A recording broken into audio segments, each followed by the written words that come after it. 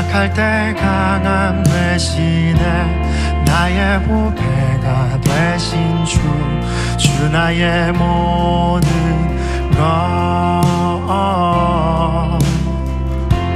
주 안에 있는 보물을 나는 포기할 수 없네. 주 나의 모든 것. 예수 어린 양 존귀한 이름. 예수 어린 양 존귀한 이름.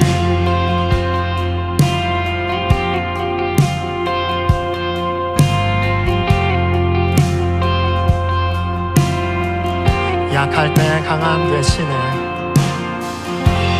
약할 때 강함 되시네. 나의 보배가 되신 주 나의 모든 것. 주 안에 있는 보물을 나는 포기할 수 없네. 주 나의 모든 것.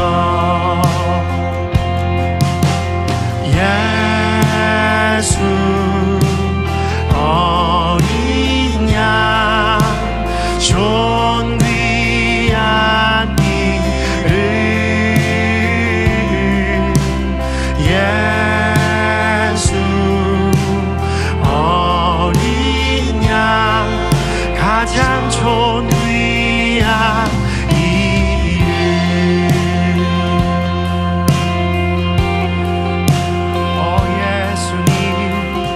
가장 존귀한 이름.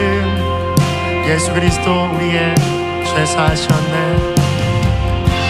십자가 죄 사하셨네. 주님의 이름 찬양해. 주 나의 모든 것. 쓰러진 나를 세우고 나의 빈잔을 채우네. 주 나의 모든 것.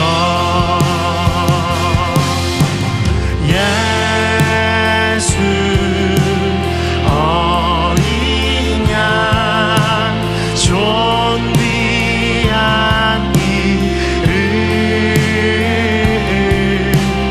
예수 어린 양 존귀한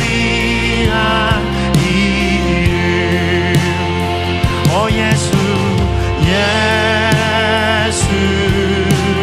어린 양 존귀한 이름. 예수 어린 양 존귀한 이름.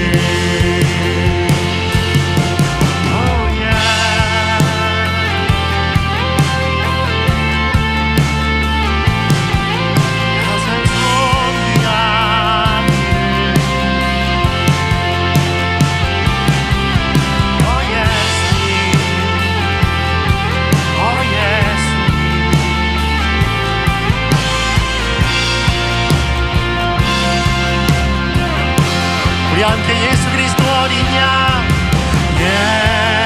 예수님 어린 양 존귀한 이름. 예수 어린 양 가장 존귀한 예수 그리스도 당신은 어린 양. 예수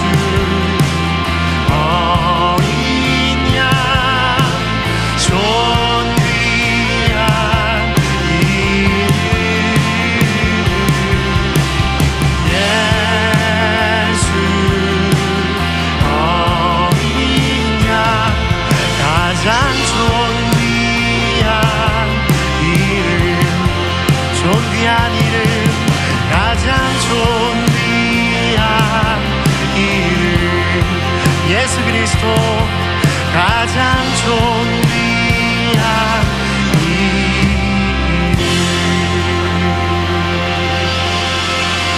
할렐루야.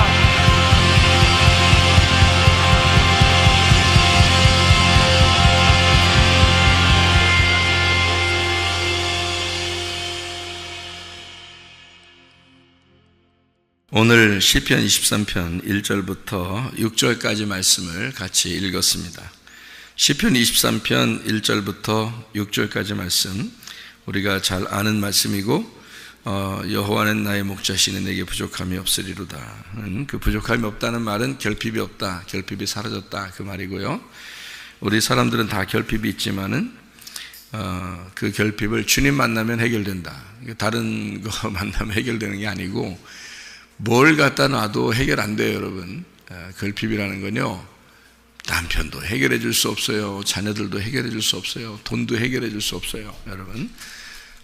결핍이라는 것은, 자기의 결핍은 태어날 때부터 땅에서 사는 운명이기 때문에, 그 운명 속에서 생긴 결핍이니까 아무도 해결해 줄 수 없어요. 그러니까 하늘에서 오신 분을 만나야 이 결핍이 해결됩니다. 그러니까 그 부족함이라고 하는 건 여호와를 만날 때만 해결되는 거예요. 그럼 그 여호와가 누구냐 이거예요. 여호와가 누구냐. 여호와를 만나고 싶잖아요. 어떤 사람 하나님 좀 만나고 싶다 그러고, 하나님 보고 싶다 그러고, 뭐 보고 싶어요 하나님, 하여튼 그러는데요. 제가 이렇게 여러분한테 그렇게 이제 주님 만나는 게 말씀을 만나는 겁니다라고 얘기를 해줘도 사람들은 뭔가 진짜 보고 싶고, 뭘 이렇게 듣고 싶고 이럴 거 아닙니까? 사람들은요. 근데 저 같은 경우는 보고 듣고 이런 거를 이제 어릴 때부터 많이 하던 사람이라, 그냥 제가 보고 싶다고 해서 본 게 아니에요. 또 듣고 싶다고 해서 듣고 그런 것도 아니고, 그냥 가만히 있는데 하나님이 그냥 말하고, 그러니까 들은 거고, 또 보여주시니까 이렇게 본 거고, 그런 건데, 제가 성숙해서 은혜를 받고 다시 주님을 만날 때는 말씀으로 만나더라고요. 근데 그 말씀으로 이렇게 하시는데 소리도 들린 게 아니고 눈으로 보인 것도 아니에요. 이상하게 근데 뭔가 마음에 막 말씀하신 것 같아요. 그러니까 그게 분명히 이런 거 말씀하시는 것 같은데, 가슴으로 말씀하시는 것 같은데, 마음으로 말씀하시는 것 같은데, 그게 저한테는 이제 물어봐요, 저한테.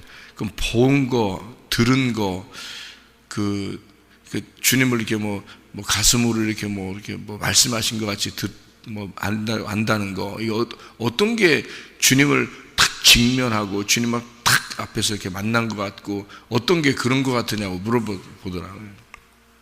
그래서 제가 주님을 탁 앞에 이렇게 만난 것 같이 그런 거는 사실 말씀으로 가슴으로 만날 때가 진짜 그런 것 같더라고요. 그 전에 이렇게 눈으로 보고 귀로 듣고 하는 거는 좋은 경험이죠. 진짜 좋은 경험인데, 그걸 통해서는 내가 구원받았다 이렇게 그 볼 때나 들을 때는 진짜 구원받았다, 하나님 만났다 이렇게 할 수 있겠는데, 진짜 다시 주님을 만나보니까 직면한 거예요. 하나님을 딱 진짜 말씀으로 내가 직면해 보니까 그게 더 진짜 같더라고요. 그게 더 진짜예요. 그러니까 환상을 보았다, 꿈을 꾸었다, 소리를 진짜 들었다, 이런 것보다도 훨씬 더 생생하게 내 가슴으로 이렇게 오더라고요. 그리고 그날은 내가 다시는 죄를 짓지 말아야지. 옛날에는 금식도 하고 철야도 하고, 내 죄를 짓지 말아야지 이렇게 하고 고민하고 기도하고 회개하고 그랬는데, 그때도 회개했지만 또 넘어지고 이렇게 되더라고요. 그러니까 그건 내가 열심히 좀 회개, 난 주님으로 위해 살아야 되는데 하면서, 그러면서도 죄지니까 양심의 가책도 있고, 기도하고 회개하고 금식하고 이렇게 그러면서도 또 무너지고 또 무너지고 이렇게 했었거든요. 능동적이니까. 근데 말씀으로 주님을 어느 날 딱 만나 내가 진짜 그날은 뭐라 할까, 다시는 내가 죄를 짓지 말아야지 하는 그 결심이 진짜 안 하려고 하는 그런 날. 그러니까 진짜 나는 다시는 그러지 않을 거야 라고 그냥 그게 딱 오더라고요. 그냥 와. 이게 수동적으로 이렇게 와요. 그게 진짜 죄를 안 질 것 같더라고요. 그때부터는 진짜 죄 안 질 것 같고 진짜 주님만을 위해서 살 것 같아요. 그게 수동적으로 이렇게 오니까. 그러니까 그게 더 진짜인 거죠. 저한테 옛날에 그런 그 회개나 뭐 주님 뭐 경험한 거나 이런 것들보다도 훨씬 더 이게 진지하고 진짜고 그렇게 이 결심이 완전하고 그렇게 되더라고요. 그래서 저는 이제 말씀으로 주님이 말씀으로 만난다, 말씀이시다 주님께서 이런 게 이 전달된 그 말씀이 분명히 이게 있구나, 이 말씀으로 만난다는 게 이게 분명히 있구나라는 것을 제가 몸소 체험을 했어요. 그래서 여러분한테도 우리 교회 나오시는 분들은 그렇게 주님을 만나시라 이렇게 얘기를 자주 하는 편이에요. 그러니까 말씀으로 주님을 만나면 다릅니다. 자기가 무뎌서 영적 감각이 별로 무뎌가지고 그런 걸 경험을 못 해본 사람들은 감각이 무뎌서 혹시 주님의 말씀으로 만나시는데 그냥 지나치면 어떡하지? 뭐 이런 걱정하는 사람도 있어요. 그렇게 실제로 저한테 그렇게 말하고 물어보고 그래요. 그냥 지나치면 어떡하죠? 주님이 그냥 탁 직면했는데 자기가 감각이 없으니까 영적 어떤 게 진짜 주님 만나는 건지 잘 모르니까 그냥 지나치면 자기가 그냥 지나가면 어떡하죠? 절대 그럴 일은 없습니다. 왜 그러냐면 이 주님이 개인적으로 주님의 말씀으로 딱 만나시잖아요, 여러분을. 그러면 그 사람만큼만은 벗어날 수 없어요. 그 사람만큼은 무조건 알게 돼 있어요. 그 시간에 그 사람은 무조건 알게. 다른 사람들은 몰라도 그 사람만큼은 반드시 알게 돼 있어요. 그러니까 마치 모세가 40년 동안 광야에서 있었죠. 광야에 40년 동안 있으면서 이제 훈련을 받은 거죠, 주님 앞에. 근데 그때는 하나님이 함께 하셨죠. 임마누엘 하셨습니다. 그런데 못 느꼈어요. 자기가 느낌이 없죠. 하나님이 나와 함께 하신다는 사실이 못 느껴져요. 근데 그거를 40년을 지냈어요. 40년을. 전혀 느낌이 없어요. 근데 어느 날 40년 만에 딱 40년이 딱 되니까 하나님이 모세를 만나야 되겠다 하고 하나님이 결정하는 그 시간, 타이밍이 정확하게 맞춰진 그 시간이 됐어요. 그때 이제 떨기나무에다가 이제 불을 탁 붙여가지고 기다리고 있는 거예요. 그때는 모세가 오게 돼 있어요. 찾아오게 돼 있다고. 그러니까 떨기나무에 불을 딱 붙여놓으면 모세가 이렇게 오게 돼 있어요. 그쪽으로. 그러니까 뭐 혹시 느낌이 없어서 자기가 감각이 없어서 뭐 지나치거나 뭐 이렇게 할 수가 없어요. 떨기나무에다 불을 딱 붙여놨으면 오게 돼 있는 거예요. 그거는 그 날이 이제 40년을 딱 찬 그 날이에요. 모세가 40년 광야에서 어려운 고통 가운데 있었던 그 시간을 지나고 마지막 그 40년째 마지막에 이제 주님께서는, 모세는 그 시간이 어떤지 몰라요. 하루하루 그냥 지나는 거예요. 양들하고 같이 있으면서 하루하루 그냥 지나면서 자기 세월이 뭐 자기가 옛날에 왕자로 자라났는데 애굽에서 그렇게 살았는데 이 광야에서 내가 하루 이틀도 아니고 수십 년을 내가 이곳에서 이렇게 살다 그냥 가는가 보다 이렇게 생각하고 하루하루를 그냥 살아간 거예요. 그런데 어느 날 이상한 불이 이렇게 붙어 있는 거예요. 그거를 아무도 모르죠. 자기만 그게 아는 거예요. 그래서 저거 올라가 봐야 되겠다라고 생각이 들어온 거죠. 안 올라갈까? 그럴 수가 없어요. 딱 딸기나무에 불이 붙었는데 오늘은 안 올라갈까? 이런 생각이 어떻게 들겠냐고요. 자기 혼자 봤는데, 자기 혼자 보는 데서 떨기나무에 불이 붙어 있는 거예요. 안 올라갈까? 이렇게 되겠어요? 지금 40년 만에 처음 있는 일인데 저게? 그렇게 오는 거예요. 주님이 만나러 오실 때는 그렇게 와서 안 만날 수가 없어요. 떨기나무에 불을 붙었는데 어떻게 해요? 그래서 이게 올라갈 수밖에 없어요. 그거는 올라온다는 것을 하나님이 다 알아. 그래서 알고서 기다리고 있는 거예요. 그 떨기나무가 뭐예요? 떨기나무가 이렇게 떨기나무 떨기나무 이렇게 떠는 나무 떨기나무 가시나무예요. 가시나무. 성경에 가시나무 또 가시나무새 가시나무새 노래 제목 같으네. 가시나무새. 그럼 가시나무에 새가 있으면 어떻게 될까요? 그 사이에 찔리겠죠. 그래서 가시나무에 가시에 찔려서 새가 우는 그 소리가 너무 아름다워서 가시나무 새가 있다고 그러잖아요. 그죠? 그래서 가시나무 새 노래를 만들었다 그러잖아요. 그 구슬프게 우는 그 새의 그 소리, 그것이 너무 아름다운 노래가 되어서 그 가시나무 새라는 노래를 만들었다 그러는데요. 마치 예수님이 가시나무에 찔려서 그 노래하는 그 소리와 같은, 그래서 만든 노래인데요. 가시나무 새처럼 가시나무에 이렇게 둘러싸여서 가시에 이렇게 찔리는 그 새처럼 예수님도 가시나무에 찔려서 머리에 이렇게 가시나무를 쓰잖아요. 그죠? 가시나무 이렇게 막 씌워주잖아요.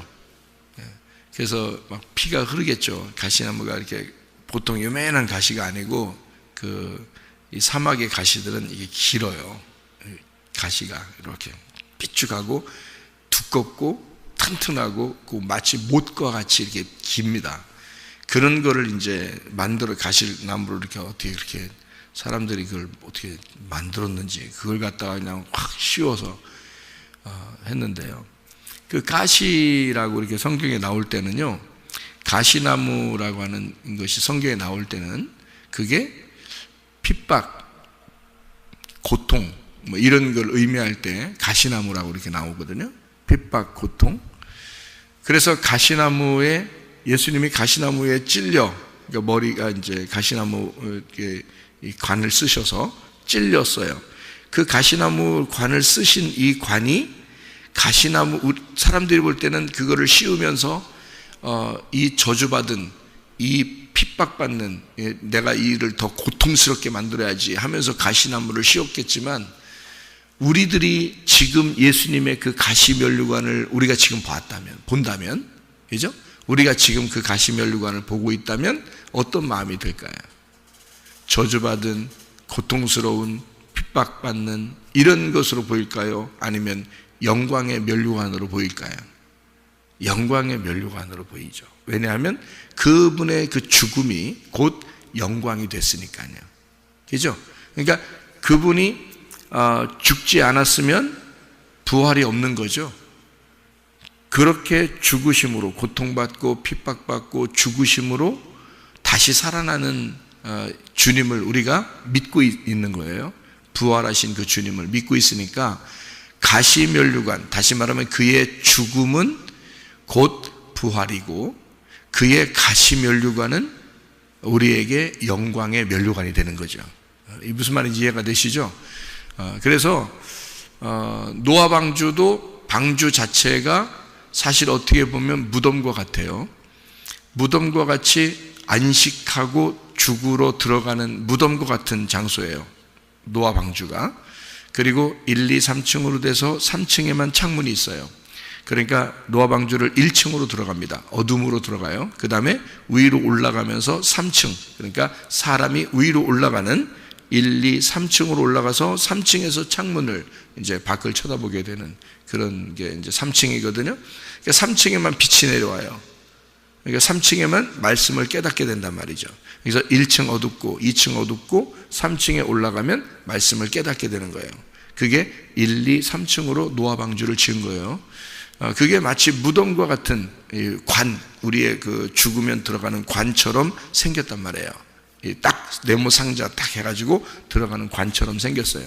그러니까 우리는 죽음으로 들어가지만 사실 알고 보면 관처럼 생긴 그 무덤 안으로 들어가지만 그 속에 들어가서는 어떤 게 있겠어요? 노아 방주 안에 들어갔으니까.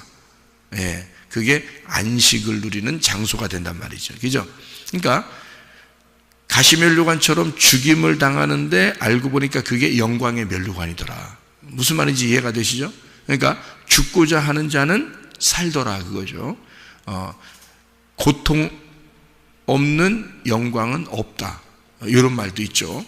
그것처럼 무덤 안에 들어갔는데, 우리는 노아 방주 안에 무덤처럼 들어갔는데, 죽으러 들어갔는데 거기에 타보니까 우리를 살리는 방주더라, 우리를 안식을 주는 그런 방주가 되었다, 이런 얘기가 되는 거죠. 방주가 그렇게 생겼죠. 그죠? 모세가 갈대상자에 아기가 태어나서, 모세가 태어났을 때 갈대상자에 넣어서 이렇게 나일강가에다 이렇게 띄우잖아요. 그 갈대상자에 넣었을 때는, 넣어서 이렇게 띄울 때는 그 엄마가, 모세의 엄마가 어떻게 하면서 보냈어요? 살든지 죽든지 뜻대로 하소서 하면서 보냈어요. 그죠?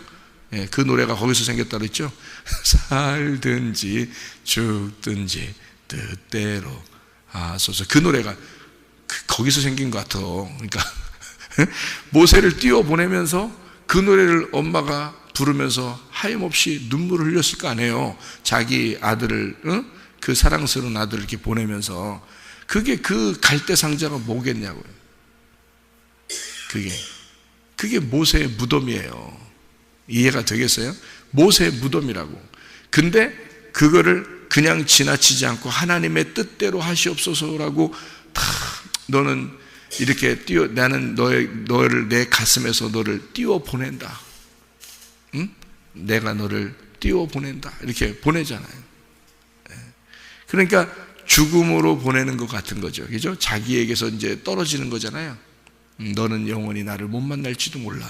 이렇게 띄워 보내는 거거든요. 그랬더니 하나님이 그냥 두냐고, 그걸.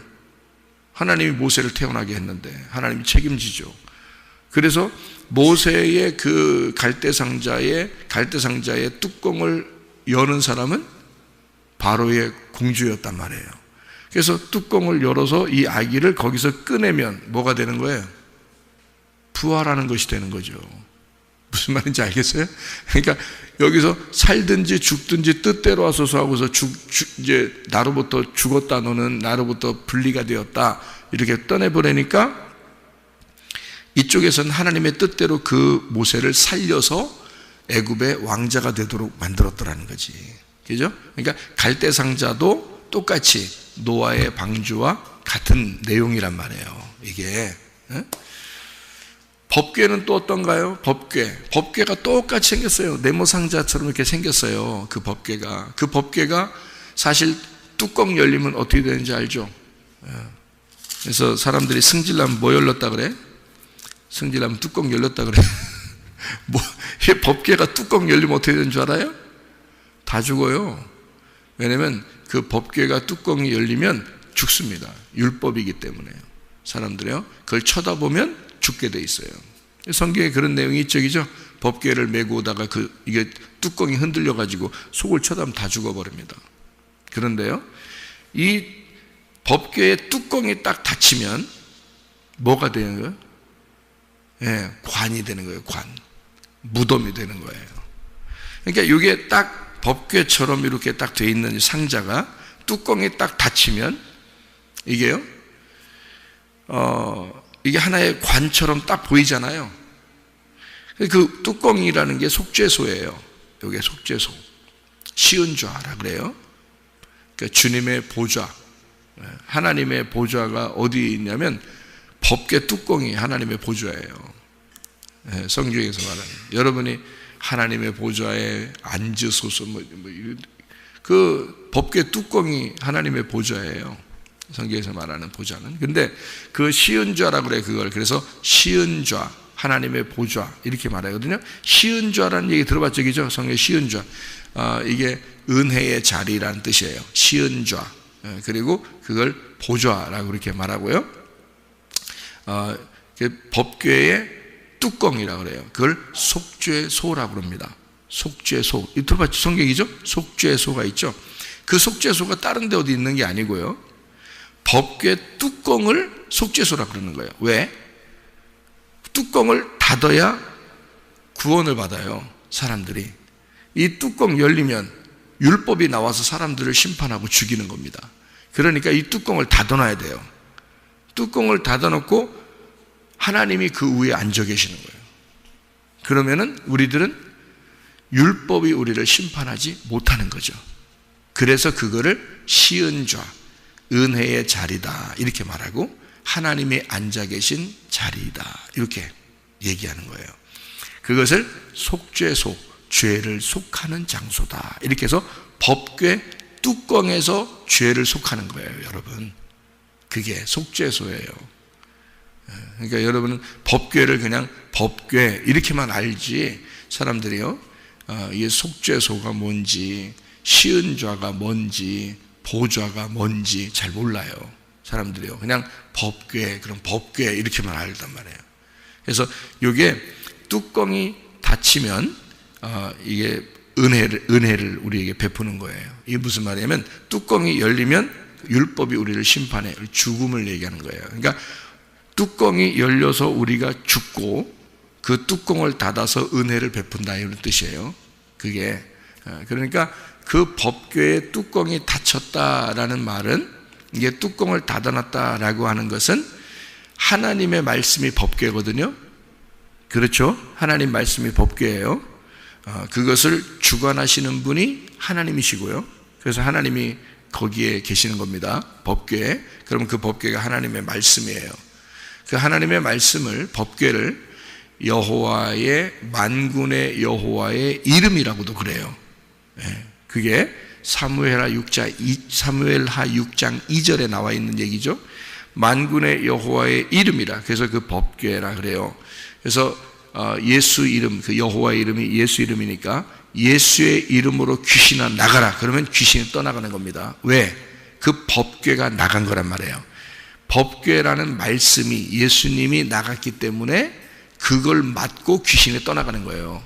그래서 예수의 이름으로 귀신아 떠나 그러면 법궤가 팍 부딪혀가지고 그 귀신이 나가 떨어지는 거야. 그게 만군의 여호와의 이름이에요. 그래서 사람들은 전쟁할 때마다 법궤를 메고 갔어요. 왜? 그 법궤가 전쟁에 승리하는 거니까. 사람들이 승리하는 게 아니고 법궤가 승리하는 거예요. 그러니까 하나님이 스스로 일하시는 거야. 그게 법궤거든요. 자, 법궤는 하나님의 말씀입니다. 성경 여러 가지 이렇게 이해가 되죠. 법궤가 이제 하나님의 말씀이란 말이에요. 그러면 법궤 뚜껑이 딱 닫히면 어떻게 돼? 말씀이 닫혀 있다 그 말이에요. 말씀이 닫혀 있다. 거기에 딱 이제 위에서 누가 앉아 계셔. 그러면 딱 이게 닫혀 있는 거예요, 이게. 그러면 이 뚜껑이 열린다 그러면요, 그럼 속에 있는 말씀이 풀어진다 이런 말이 되겠죠, 그죠? 닫힌다 그러면 속에 있는 말씀을 가두어 두었다 이런 말씀이고, 이것을 뚜껑을 열었다 그러면 말씀이 풀어졌다 그 말이죠, 그죠? 그래서 뚜껑 열렸다 이 단어가 무슨 단어냐면 계시라는 단어예요. 계시. 뚜껑이 열렸다 이 말이 계시라는 단어예요. 그래서 요한 계시록이 있는 거예요. 그래서 계시록은요, 이게 열렸다 책이다 이 말이에요. 열렸다의 책, 그게 요한 계시록이에요. 그러니까 요한이 사실 요한의 계시록은 아니지, 예수 그리스도의 계시죠. 예수 그리스도의 계시. 다시 말하면 예수님을 통해서 뚜껑이 열렸다. 그래서 하나님 말씀이 요한계시록, 예수 그리스도의 계시록을 통해서 이 성경 전체가 열렸다 이렇게 보이는 거죠. 그러면 언제 닫아놓은 때가 있을 거 아니에요? 닫아놓은 때가. 그래서 생명나무 열매를 못 먹도록 창세기에서 닫아놓은 거예요. 화염검으로 딱 막아놓은 적이 있었죠, 그죠? 화염검으로 막아놨어요. 천사들이 이렇게, 그룹 천사들이 이렇게 화염검을 통해서 이렇게 막아놨다 그랬잖아요, 그죠? 그래서 생명나무 열매를 못 먹도록 만들어 놨다는 거죠. 그렇죠? 그러니까 생명나무 못 먹도록 만들었다는 것은 어떤 얘기가 되겠어요? 그러니까 성경은 저는요, 여러분 쭉 전체적으로 이렇게 여러분에게 설명할 수 있는 내용이에요, 이런 것들이. 창세기에서 생명나무의 열매를 못 먹도록 막았죠. 창세기 3장에, 그죠? 그러면 창세기 3장이면 창세기 3장 1절부터 쭉 이렇게 보면은 무슨 내용이 나와요? 창세기 3장에 선악과 먹은 게 나오죠. 예, 선악과 먹은 거. 그러면 선악과를 먹었더니 하나님을 아는 지식을 알으려고, 선과 악을 구분하는 지식을 깨달으려고 선악과를 먹었어요. 그 사람들이 먹었더니 세상에 부끄러워 안 부끄러워요? 부끄러워요. 죄를 발견한 거예요. 죄를 발견하고 하나님 앞에 못 가겠는 거예요. 무슨 말인지 알겠어요? 그러니까 한마디로 말하면 선악과를 먹고 어떻게 된 거예요? 그 전까지는 몰랐는데 선악과를 먹고 뚜껑이 닫혀버린 거예요. 자기들은 말씀을, 그러니까 선악을 알고서 뭔가 하나님처럼 돼보려고 먹었는데 세상에 뚜껑이 닫혀버린 거예요. 그래서 더 하나님을 못 만나게 된 거예요. 그러니까 원래는 그냥 하나님 안에서 그냥 자유롭게 살고 있었는데, 그게 하나님의 품 안에서 사는 거였는데, 보이지 않지만, 하나님이 보이지 않지만 그냥 하나님의 품 안에서 살고 있었는데 선악과라는 걸 먹었더니 하나님의 말씀이 자기들에게 닫혀버린 겁니다. 그러니까 하나님 말씀이 흐르지 않는 거예요. 딱 닫혀버렸죠. 무서워요. 그래서 하나님 어떡하죠? 이렇게 하나님한테 무서운 거죠. 그랬더니 하나님이 이 사람들이 하나님 못 만나니까 하나님 쪽에서 온 거예요. 그게 창세기 3장 8절입니다. 하나님 쪽에서 온 게 바람이 불었다 그랬어요. 거기에 바람이 불어온다. 바람이 불어온다. 이게 하나님의 영인데요. 여러분 이런 얘기가 있죠. 대추나무에 사랑 걸렸네. 이런 말 있죠. 들어보셨나 모르겠어요. 대추나무에 사랑 걸렸네. 그게 뭔 말이야 그게. 어떻게 대추나무에 사랑이 걸려요? 대추나무에 대추가 걸리죠. 그렇죠? 근데 대추나무에 사랑 걸렸네. 이게 어떤 표현이죠? 대추나무에 사랑 걸렸네 했더니 한국 사람들은 다 이해하더라. 그걸 왜 이해를 해요? 대추나무가 있는 집에 사랑을 하는, 서로 사랑하는 그런 이야기들을 이렇게 나타내 주는 거구나. 이거 금방 이해를 한단 말이에요. 대추나무에 사는 거니까. 그걸 어떤 표현한 거예요? 대추나무엔 대추가 열려야 되는데 대추나무에 사랑이 걸렸어요. 그는 어떤 표현이냐면 문학적인 표현이란 말이에요. 시적인 표현이라고요. 무슨 말인지 알겠어요? 그게 성경은 하나의 그 문학적인 그 요소를 가지고 시처럼 쓴 거예요. 하나님은 머리가 좋으시니까 이 내용을 시처럼 이렇게 글자를 그렇게 바꿔서 아름답게 책을 쓴 겁니다. 이 책이요. 그러니까 하나님이 이 사람들을 만나러 그냥 하나님이 축 나왔다 이런 의미가 아니고, 하나님이 바람이 불 때 하나님이 말씀하시더라 이렇게 하는 거예요. 그러면 이제 정확하게 창세기 3장 8절에 그렇게 그들이 그날 바람이 불 때 이랬습니다. 그들이 그날 바람이 불 때 동산에 거니시는 여호와 하나님의 소리를 듣고 아담과 그의 아내가 여호와 하나님의 낯을 피하여 동산 나무 사이에 숨은지라 이렇게 되어 있거든요. 바람이 불 때 하나님이 동산에 거니시면서 나타나신 거예요. 하나님이 근데 모양이 있어요, 없어요? 모양이 원래 없어요. 하나님은 모양이 없어요. 그런데 어떻게 이렇게 사람처럼 나타났다고 얘기하겠어요? 네, 바람이 불 때, 이게 핵심이라고요. 그러니까 바람이 불 때라고 일부러 여기다 쓰는 것은 그 바람이 하나님의 영이란 말이에요. 하나님의 영. 그래서 영, 푸뉴마, 헬라어로 푸뉴마라고 그러고요. 히브리어로는 루아흐라고 그럽니다. 루아흐. 예, 그게 이제 영이거든요. 그걸 바람이라는 데서 왔어요. 그 단어가 바람.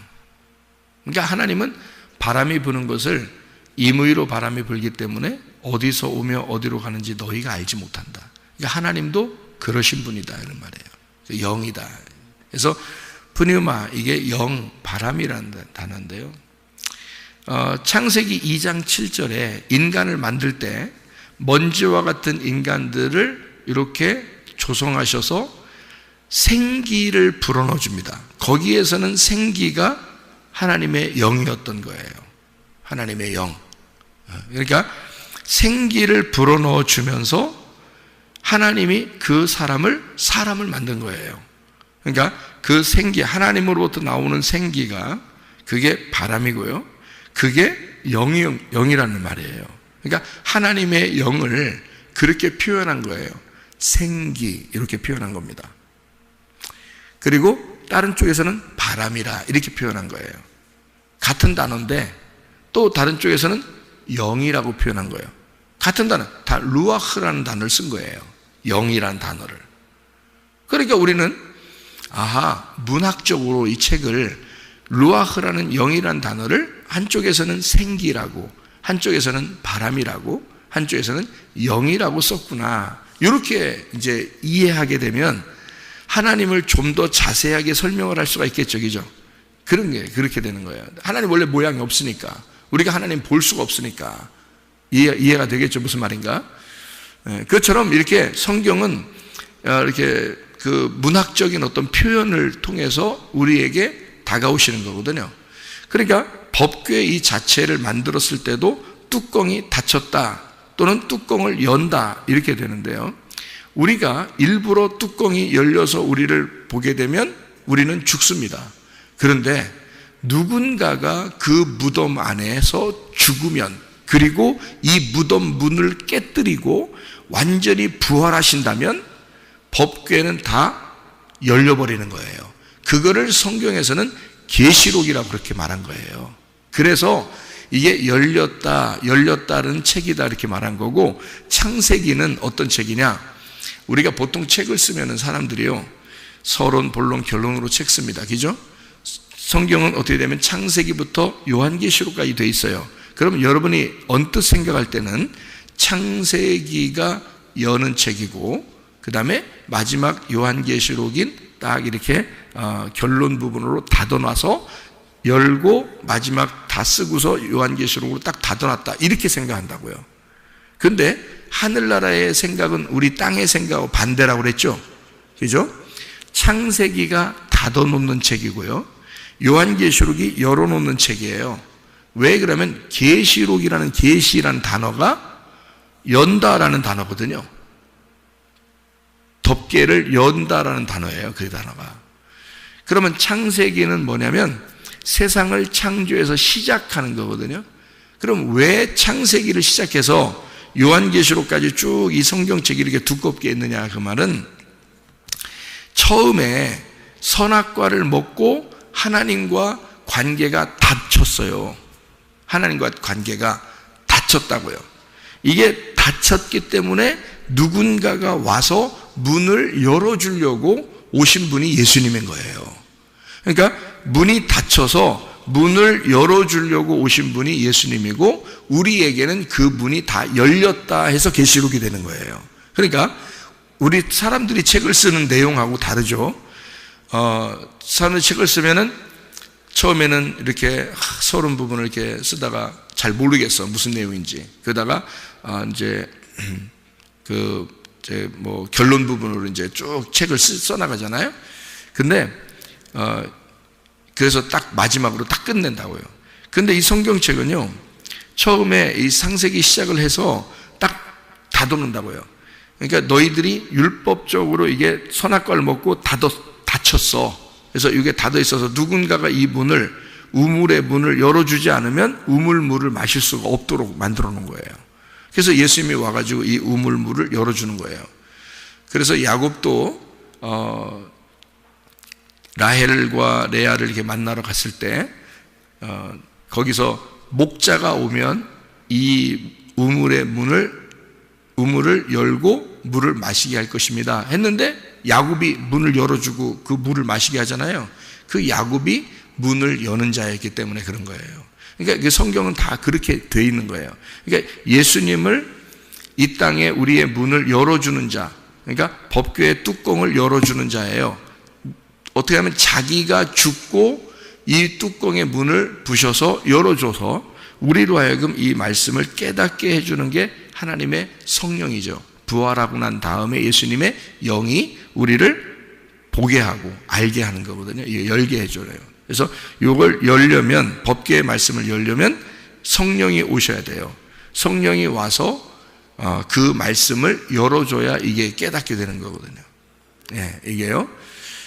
그래서 창세기에 있는 내용부터 요한계시록까지의 내용이 이게 열려지면 이게 깨달아진 거예요. 열려지면. 근데 이게 여러분이 읽는데도 도저히 이해가 안 되고 딱 닫혀 있으면 아직 여러분이 이게 열려지지 않은 거예요.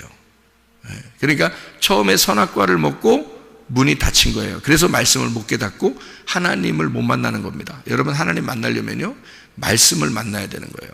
말씀이 하나님이신데 그 말씀이 우리가 처음에는 선악과 먹고 닫혔기 때문에 못 만나는 것 뿐이에요. 그런데 이게 예수 그리스도를 제대로 만나서 우리가 회개하고 예수를 제대로 만나면 이게 열립니다. 그럼 열리면 어떻게 되냐면 문이 열리는 거죠. 선악과를 먹었더니 요 생명나무의 문을 막아놨죠. 그게 닫힌 거란 말이에요. 그게 감추어졌다는 말이고, 그게 생명나무의 문을 이렇게 닫아놔서 못 열도록 해놓은 거예요. 그 생명나무가 뭐겠어요? 말씀이에요. 선악과가 뭐예요? 말씀이에요. 선악과도 말씀이고 생명나무도 말씀인데, 선악과 말씀은 율법의 말씀이 되겠고 생명나무 말씀은 은혜, 복음의 말씀이 되는 거예요. 그런데 율법을 아는 자들은 이렇게 복음을 감추어 놔서, 구약 성경에서 감추어 놔가지고 말씀을 못 깨닫도록 해놓은 거예요. 예수님이 올 때까지 못 깨닫도록 우물물을 닫아놓은 거죠. 예수님이 와가지고 이걸 열어놔줘야 돼요. 그래야 이 말씀, 구약의 말씀이 이해가 되는 거거든요. 이게 열어지는 거거든요. 그래서 선악과를 먹으니까 막아놓고, 생명나무 예수 그리스도가 이 문에 그 모든 문을 깨뜨리고 생명나무가 되셔서 우리 보고 먹게 하는 거예요. 그러면 생명나무 먹으면 열리죠. 그러니까 예수 그리스도가 말씀이시니까 말씀을 우리가 말씀으로 주님을 만난다는 게 바로 우리의 가슴으로 그 말씀을 만난다는 게 그런 말이에요. 제가 한 말씀 드리고 마치죠. 성경은 문학책이라고 그랬죠. 그죠? 문학책처럼 이렇게 아름답게 써놓은 거예요. 글자가. 근데 제가 여러분에게 한번 설명해 볼게요. 천지창조의 그림을 보면, 천지창조의 그림을 보면 어때요? 하나님하고 인간하고 이렇게 손을 이렇게, 하나님하고 인간하고 손을 이렇게 마주 보고 이렇게 하고 있죠, 그죠? 이렇게 마주대고 있죠. 그런데 만날 듯 말 듯 이렇게 하고 있어요. 근데 하나님이 노인처럼 이렇게 만들어놨어요. 하나님을, 그림을. 이렇게 손 내밉니다. 사람도 이렇게 손을 이렇게 내밀어요. 이렇게 손가락을 내밀어요. 그러면 그 그림이 진짜 하나님이 손가락이 있어서 우리하고 야 손가락 좀 서로 만나보자 하면서 이렇게 대고 이럴까요? 그런 그림일까요? 아니에요. 그런 그림이 아니고, 하나님이 손가락을 이렇게 내밀고 인간이 손가락을 이렇게 내밀었다는 건요, 하나님과 우리 인간의 만남이에요. 근데 뭘 만나는 거겠어요? 뭐와 뭐의 만남을 얘기하겠어요? 하나님의 바람, 하나님의 영이에요. 하나님의 영을 뭘로 표현했어요? 인간의 가장 그 오감 중에서요, 가장 예민한 부분이 손가락입니다. 감각이요. 그러니까 하나님의 그 영의 바람, 그 영의 감각과 인간의 영의 감각이 만나고 있는 거예요. 그거를 표현한 거예요. 그게 그 그림에서. 그러니까 사람들은 그냥 손가락을 보는 거지만, 하나님하고 인간하고 손가락 이렇게 무슨 외계인하고 이렇게 손가락 이렇게 마주치는 것처럼 말이에요. 이렇게 외계인 만나면 그 손가락으로 인사하는 것처럼 그렇게 하는 것처럼 그거 아니에요. 진짜 그림을 보는 꽝입니다. 꽝. 그렇게 하면. 예. 이게 하나님의 영과 인간의 그 영이 이렇게 만나는 것을 손가락으로 표현한 거예요. 감각으로. 그 가장 예민한 부분의 그 손가락 감각으로 그 영과 영의 만남을 표현한 겁니다. 보세요. 10계명 있죠? 10계명. 10계명을 처음에 모세한테 이렇게 뭘로 썼어요? 하나님 뭘로 썼어요? 손가락으로 썼지. 하나님 손가락 있어요, 없어요? 있다는 얘기지. 그러니까 하나님이 손가락으로 직접 돌판에다가 썼어요. 10계명을 써서 모세한테 줬어요. 하나님이 직접 쓰면 얼마나 대단해. 근데 그거 들고 와가지고 금송아지 섬기는 백성들 딱 보니까 열 받아 안 받아? 열 받아. 그러니까 다 던져버렸어. 던져서 다 깨뜨려버렸어. 하나님이 야 내가 힘들게 썼는데도 왜 깨뜨려버리냐, 그렇게 말하지 않았어요. 하나님의 심정을 가지고 깨뜨려버린 겁니다. 모세가요. 깨뜨려버리고 모세한테 이제 하나님이 그래요. 야 내가 썼는데 그래도 그렇지 그걸 이렇게 던지면 어떻게 해. 네가 다시 깎아와. 이렇게 돌. 그래서 또 열심히 깎습니다. 아유, 안 던질 걸 이러면서 열심히 깎아요. 깎아가지고 들고서 왔단 말이에요. 네? 그때 하나님이 또 어떻게 해요? 거기다가 또 써줘요. 글씨를 또 써줍니다. 똑같이 이제 써줬겠죠. 똑같이 써주는데 뭘로 써줘요? 손가락으로. 하나님의 손가락으로 쓰시는 겁니다. 그 10계명을요. 하나님이 직접 손가락으로 쓰신 장면이 구약에 거기밖에 없어요. 그러면 신약에는요? 물론 다니엘서에도 한 번 있지. 뭐 벽에다가 이렇게 막 손가락으로 썼다는 그 손가락으로 썼다는 그 손가락을 여러분 잘 기억하세요. 그 다음에 이제 신약에 와가지고 요한복음 8장에 간음한 여자 있을 때 그때 예수님이 어떻게 손가락으로 땅에다가 딱 쓰죠, 그죠? 다른 부분에서 글씨를 쓴 데 있어요? 예수님이? 없죠? 거기다 글씨를 썼는데 몇 번을 써요? 2번을 쓴다고요. 2번을. 한 번 쓰고 일어났다 앉고 또 한 번 써. 2번을 쓰게 돼 있어요. 그러니까 10계명도 2번 썼죠? 손가락으로. 예수님이 간음한 여자 앞에서 손가락으로 땅바닥에다가 2번을 써요. 그러면 땅바닥과 10계명의 돌판이라는 건 뭔가 같은 의미를 가지고 있다는 거죠. 하나님의 손가락도 같은 거죠. 하나님의 손가락, 예수님의 손가락 같은 거죠. 그럼 손가락이 뭐라고요? 뭐라고 이해해야 여러분이 요거를 이해한다고? 손가락이 뭐라고? 하나님의 영이라고. 하나님의 영, 하나님의 영의 감각. 그러니까 하나님은 뭘로 쓴 거야? 돌판에다가 하나님의 영으로 글씨를 쓴 거야. 그게 10계명이에요. 예수님이 손가락으로 땅바닥에다 쓴 것은 발가락도 아니고, 손가락으로 이렇게 쓴 것은 하나님의 영으로 땅바닥에 쓴 거예요. 그러면 땅바닥과 돌판은 뭐를 얘기하는 거겠어요? 땅과 돌판은 나를 말하는 거야. 내 마음을 말하는 거예요. 그래서 하나님이 돌판이잖아요. 돌판에, 그죠? 돌판. 하나는 깨뜨렸어요. 2번째 가져오라고 했죠? 하나는 깨뜨렸어요. 뭐가 깨뜨려져야 돼? 내가 깨뜨려지는 거예요. 육체가 깨뜨려지고 다시 만들어 와라 할 때는 네 마음을 가져와라 그 말이에요. 그죠? 그러니까 하나님은 하나님은 어디에다가 하나님 말씀을 기록하고 싶어 해? 우리 마음판에 말씀을 새기고 싶어 한단 말이에요. 그러니까 돌판에다가 말씀을 새기는 게 아니라 네가 깎아온 돌판에다 내가 새겨주겠다. 그거를 법궤에다 집어넣고 영원히 보존하는 거예요. 그러니까 2번의 글씨를 일부러 쓰는 거예요. 왜? 하나는 깨뜨려져야 할 돌판, 또 하나는 네 마음판에다가 네가 만들어 온 그 마음판에다가 새기는 글씨. 이것이 영원히 가는 거란 말이에요. 그러니까 첫 번째 거는 깨뜨려지는 거고요. 그러니까 첫 번째 건 율법, 육체에 쓴 말씀을 말하고요. 2번째 쓴 것은 우리의 주님의 은혜, 그 복음, 우리의 마음판에 새긴 말씀이 되는 거예요. 그게 영원히 가는 거죠. 예수님도 두 번의 글씨를 써서 첫 번째는 율법의 글씨, 두 번째는 은혜의 글씨예요. 그리고 너희들 죄가 있는 자 한번 쳐봐라. 아무도 칠 수 없습니다.